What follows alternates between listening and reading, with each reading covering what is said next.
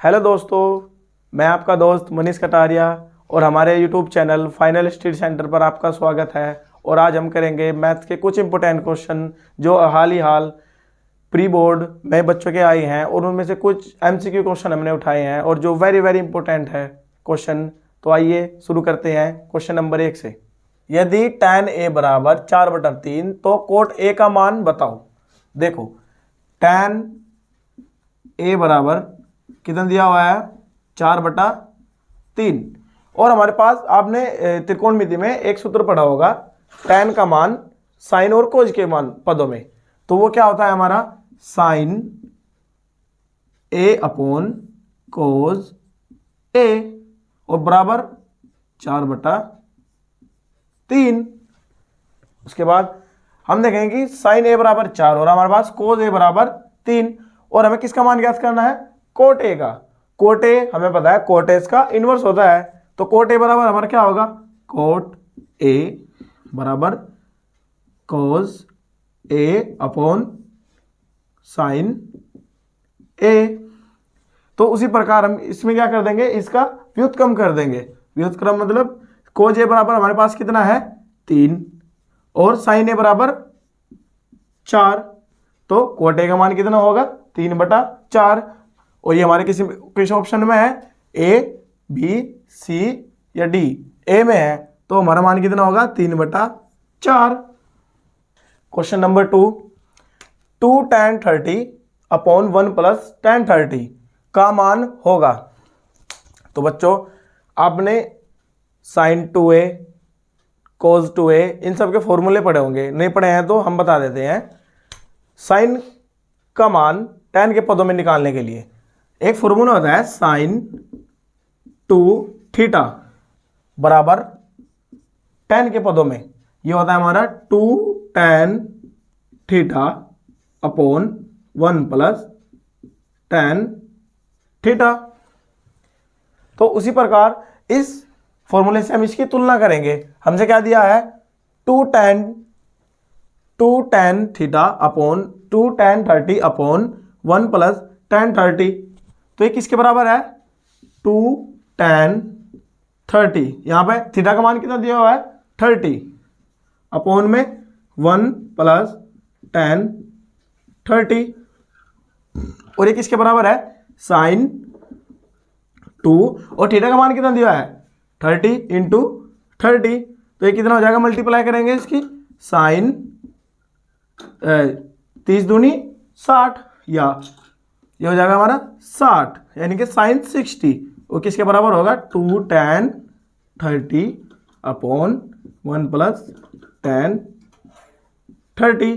तो क्या हुआ हमारा 2 tan 30 अपॉन 1 + tan 30 बराबर कितना होगा 60 और 60 किस में हमारे ऑप्शन में option number 1। Finish. Question number 3। अब देखिए क्वेश्चन नंबर 3 ये इससे भी इजी है।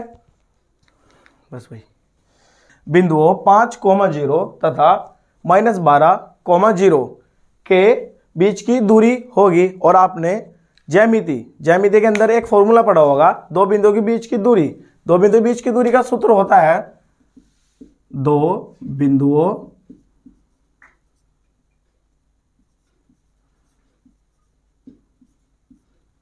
के बीच दूरी और ये होता है हमारा अंडर रूट में x1 - x2 का स्क्वायर प्लस y1 - y2 का स्क्वायर इसके पूरे का अंडर रूट और बराबर बिंदु क्या दिया है हमसे बिंदु। अब देखो बिंदु क्या है हमारे पास 5,0 तथा -12,0 और ये क्या होगा हमारा x1, y1 और ये क्या होगा हमारा x2 और ये y2।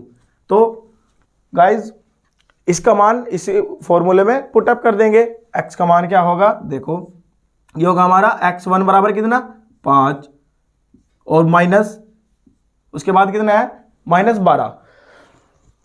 तो चिन्ह सहित लेंगे हम इसमें -12 तो उसमें एक पहले ही हम बना लेंगे ये होगा हमारा -12 और इसका पूरे का स्क्वायर प्लस ये कितना होगा हमारा 0, x1 y1 का मान कितना है 0 और y2 का मान कितना है -0 और इसका क्या स्क्वायर देखो। और ये क्या होगा हमारा जब -12 कोष्टक से बाहर निकलता है तो प्लस का क्या हो जाता है, माइनस का क्या हो जाता है प्लस, माइनस का प्लस, तो ये हो जाएगा हमारा प्लस का 12 और पूरे का स्क्वायर। और देखो जब 0 -0 का अगर उससे कोई कितनी भी पावर हो उसका मान हमेशा क्या रहता है 0, तो ये हमारी ये इसका इस टर्म का क्या मान हुआ इसका 0, तो इसे यही हम छोड़ देते हैं या फिर +0 कर लेते हैं।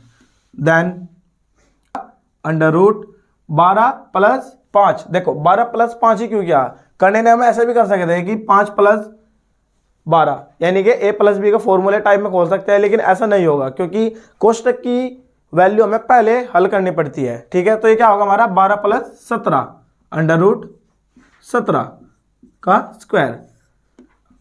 अब देखो जब किसी संख्या का अंडर रूट होता है और उसके अंदर उसका स्क्वायर होता है तो उसका स्क्वायर हम उसके अंडर रूट से काट देते हैं, ये ऐसे कट जाता है। इसका मतलब इसका मान कितना होगा हमारा 17 और 17 कहाँ है हमारे ऑप्शन में, हमारे पास कहाँ है A B C D और ये D में हमारे पास क्या है 17, तो उसका दूरी कितनी होगी इनकी 17। क्वेश्चन नंबर 4 पढ़ेंगे। एक वर्त का व्यास 8 सेंटीमीटर है तो वर्त की त्रिज्या क्या होगी। ये हमारा क्या है एक वर्त है, ठीक है। ए बी हमारी क्या है,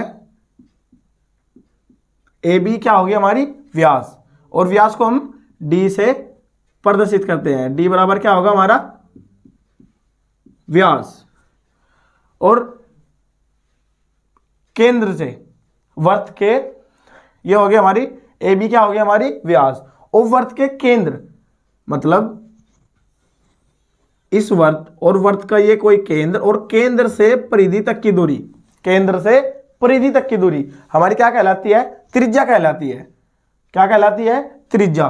तो देखो और व्यास का आधा त्रिज्या कहलाता है, व्यास का आधा त्रिज्या कहलाता है। तो D/2 बराबर R, और D कितना दिया हुआ है हमसे, D दिया हुआ है हमसे 8 सेंटीमीटर, तो D का मान कितना होगा 8/2 बराबर R, तो 2 चौक 8 यानी कि 4 हमारी क्या हो गई त्रिज्या, R बराबर 4, और 4 हमारे से ऑप्शन में किस में दी हुई है, देखो यदि हमें से डी ऑप्शन में, तो 4 हमारी क्या हो गई 4 सेंटीमीटर क्या हो गई हमारी त्रिज्या। क्वेश्चन नंबर 5, क्वेश्चन नंबर 5 देखो हमने दिया है त्रिभुज ABC, एक त्रिभुज बनाएंगे हम, ये होगा हमारा त्रिभुज, देखिए सही है साइज इसका ABC, जिसमें क्या होता है एक आधार होता है, एक लंब और एक कर्ण, तीन भुजाओं से घिरी बंद आकृति को क्या कहते हैं त्रिभुज। इसमें क्या दिया है हमसे त्रिभुज ABC, AB बराबर कितना दिया है हमसे, देखो AB बराबर 6√3 यानी कि A और B, ये होगा हमारा 6√3। उसके बाद AC बराबर 12, AC यानी कि कर्ण कितना दिया है हमारा 12 सेंटीमीटर, ठीक है। उसके बाद BC कितना दिया है हमसे, BC बराबर है 6 सेंटीमीटर, और ये हमारा 6√3 सेंटीमीटर। तो गाइज आपने पढ़ा होगा एक ये त्रिभुज में हमेशा क्या बनता है एक समकोण, और समकोण कितना होता है 90 डिग्री का होता है, समकोण 90 डिग्री का होता है। तो ये कोण कितना होता है हमारा 90 डिग्री का। तो कोण B का मान पूछा है इसने, तो कोण B हमारा क्या होगा 90 डिग्री, और ऑप्शन में किसमें हमारे पास 90 A B और B, ये हमारा 90 डिग्री। तो उम्मीद करता हूँ 5 क्वेश्चन आपकी समझ में आए होंगे और आपके लिए एग्जाम के लिए बहुत हेल्पफुल होंगे। तो प्यारे बच्चों, thanks for watching, please subscribe the channel and press the bell icon for notification.